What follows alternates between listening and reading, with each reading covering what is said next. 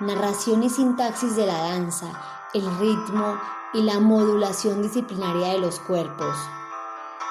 El espectro de ficciones de la danza no revela un universo menos poblado que su memoria, solo que la memoria de la danza congrega reminiscencias y automatismos, evocaciones y pulsiones fraguadas arcaicamente en el cuerpo, fantasías y hábitos sin origen, representaciones fruto del aprendizaje y residuos de gestualidades heredadas de múltiples amores y filiaciones. Pero quizá la más evidente, la más inmediata, la más superficial es la memoria coreográfica, la que rige la sintaxis pura de los movimientos dancísticos, los automatismos de la larga disciplina de la figuración de sí. La memoria voluntaria del movimiento responde a la recuperación geométrica de la trayectoria de los pasos y a los esquemas, máscaras, digresiones, bregas ante el canon estético de la danza. Ahí se constituye una primera síntesis de los tiempos, un ritmo troquelado por los órdenes, los códigos, las tradiciones, pero hay también otra memoria, mezclada de la irrupción de patrones vernaculares, inclinaciones primigenias, fantasmagorías infantiles, impresiones residuales de escenas, voces, afecciones cifradas en gestos e inclinaciones musculares. Es una memoria sin perfil, hecha del agolpamiento en la piel, en los músculos, en los miembros, de esas historias de pasiones y afecciones. La danza pone en acto esa doble vertiente de las huellas de la memoria.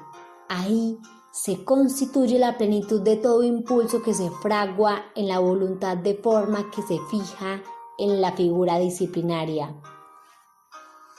Esa memoria se confronta con la expectativa del canon, con su sintaxis, la búsqueda de una significación, pero emerge una tensión irresoluble entre esos territorios de la memoria, soterrados y abiertos, inmediatos e inaccesibles, instrumentales y autónomos, dóciles y tiránicos, y la imagen rectora, el régimen disciplinario del canon.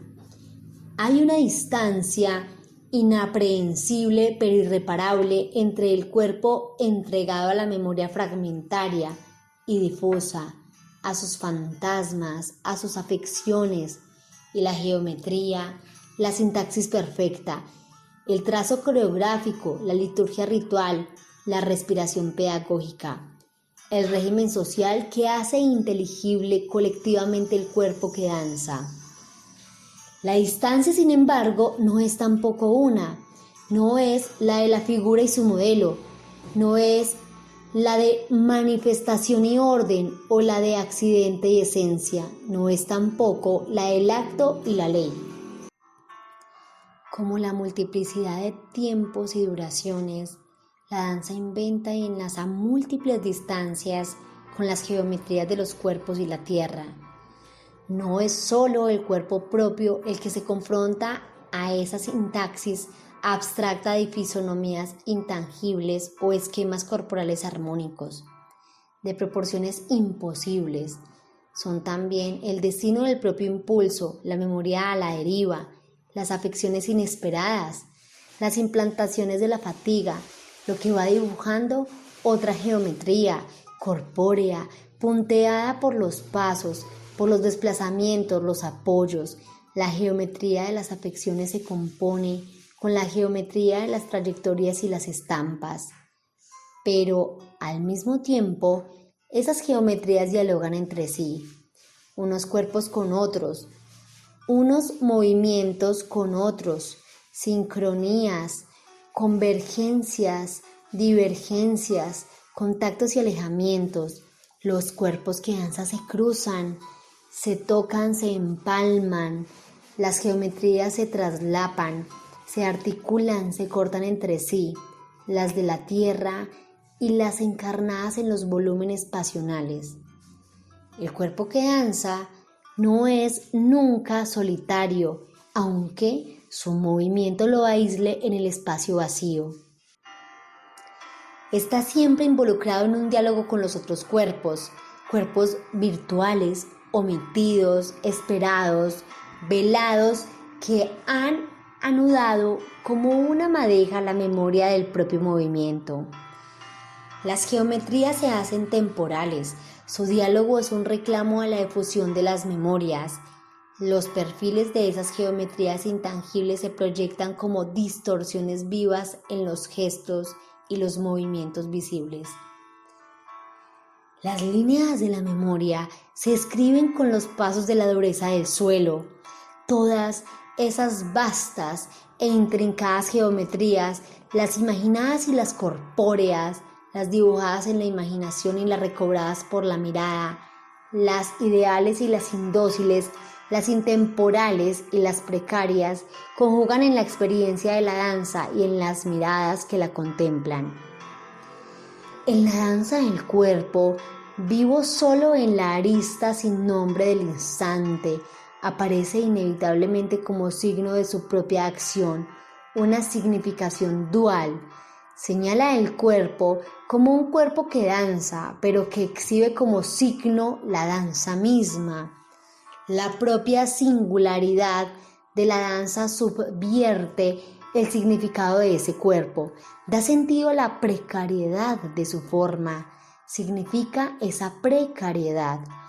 Ese cuerpo es, asimismo, signo entre otros signos, no menos múltiples y precarios, no menos sistemáticos y evanescentes que él. Pero, adicionalmente, el cuerpo no significa como cuerpo en sí mismo, sino como cuerpo inscrito en la trama del don y del goce de la composición armónica.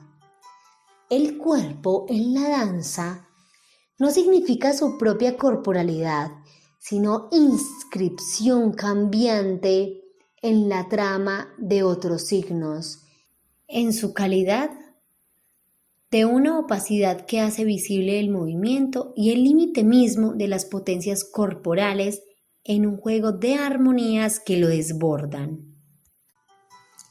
Significa también la experiencia de la mímesis del cuerpo que contempla la danza, las afecciones y la experiencia que suscita en quien ve.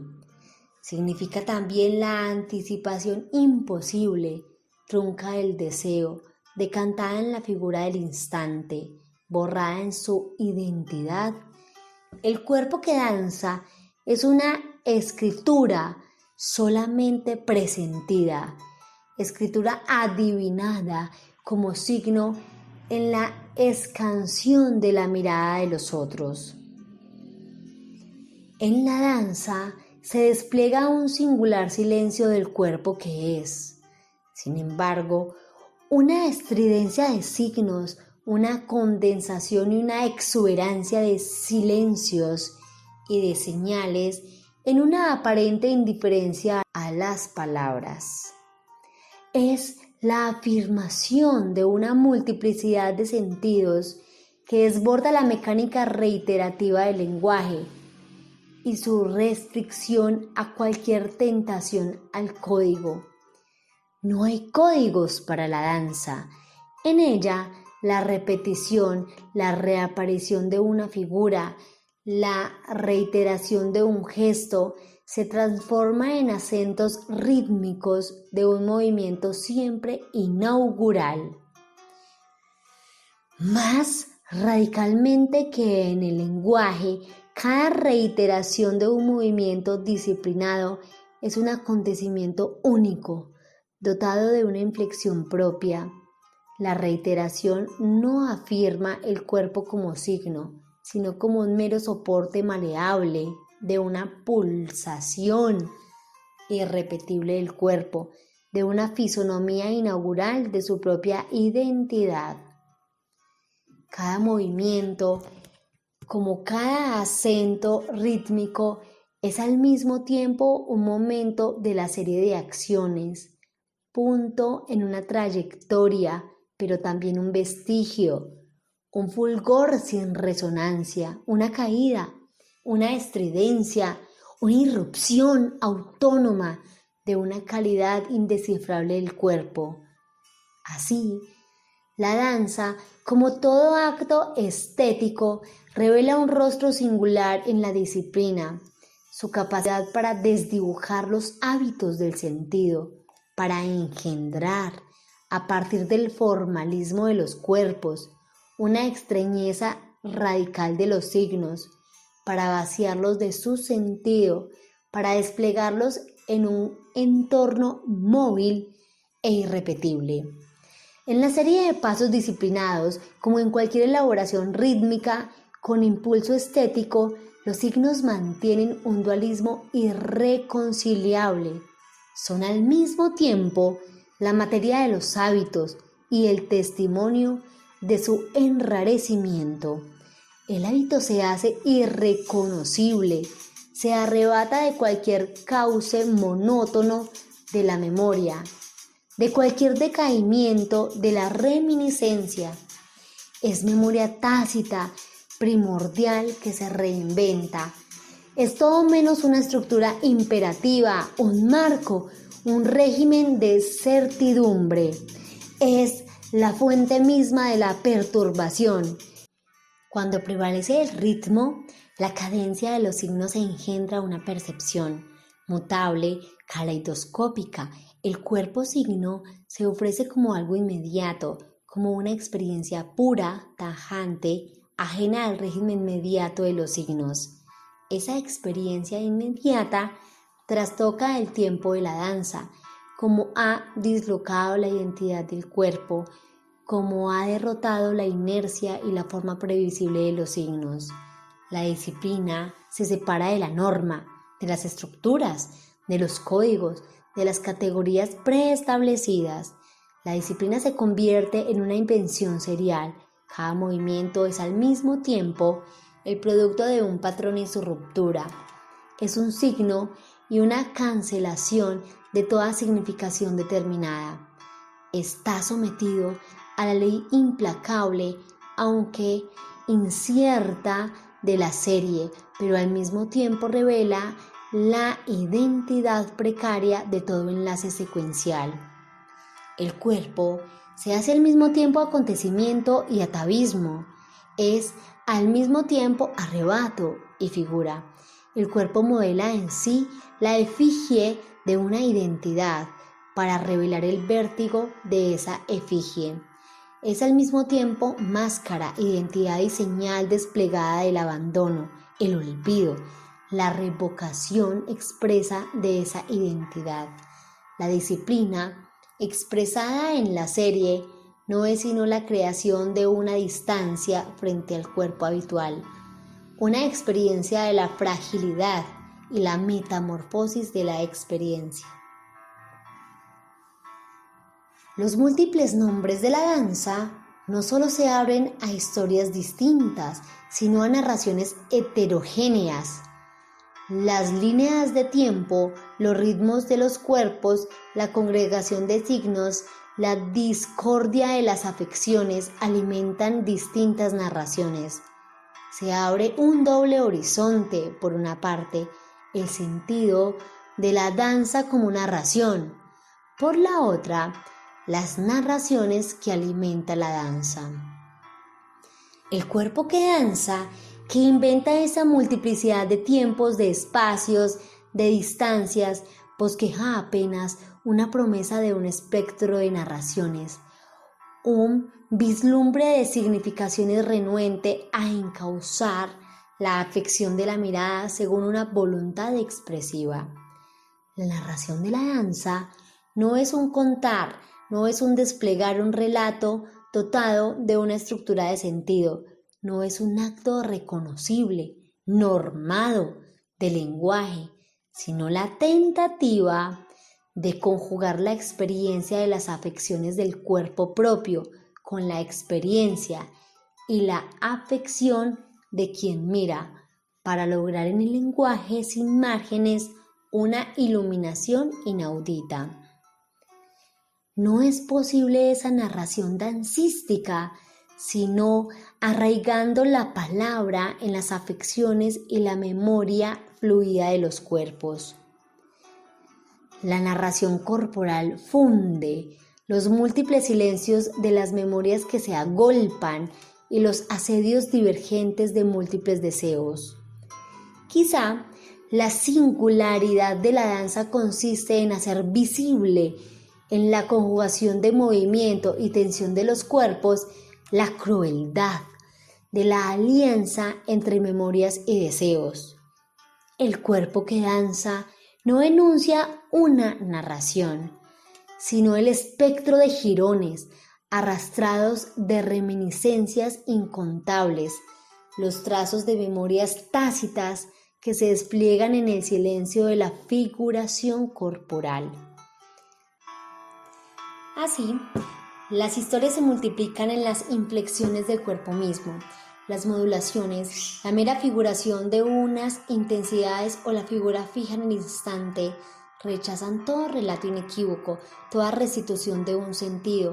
Es la historia secreta e inaccesible del deseo, lo que se despliega en escenas inaprehensibles en el movimiento corporal.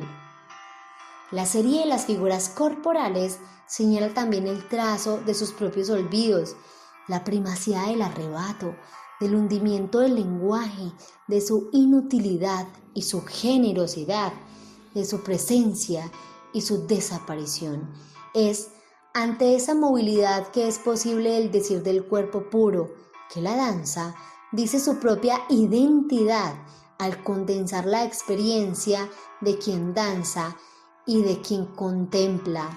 La conjugación recurrente de patrones entrelazados de distanciamiento, de ritmo, de apresuramiento o lentitud, de acentos o señales corporales de la afección, interior o exterior, de formas, de flexiones, trazos figurales y gramáticas siempre inconclusas, despliegues de geometrías equívocas de los cuerpos y del trayecto de los pasos, la permanente recreación de la propia identidad siempre en disolvencia. Desmentir el olvido del cuerpo, condescender a una elaboración metafórica de un mapa exiguo de las afecciones que han dado forma a la historia de las sensaciones, de los impulsos, de los deseos. Danzar no es el nombre de un acto, ni siquiera de una secuencia de actos, es la alusión a ese vértigo de la acumulación de acciones, de signos, de lenguajes, de narraciones, de testimonios, de historias, cada uno de ellos gobernado por objetos y deseos dispersos, rara vez convergentes. Más aún, la danza quizá narra privilegiadamente el sobresalto de la finitud y su negación, su cancelación, la revuelta que subyace al desafío del movimiento exacerbado. La danza asume entonces lo indecible de ese límite experimentado, solo como el paroxismo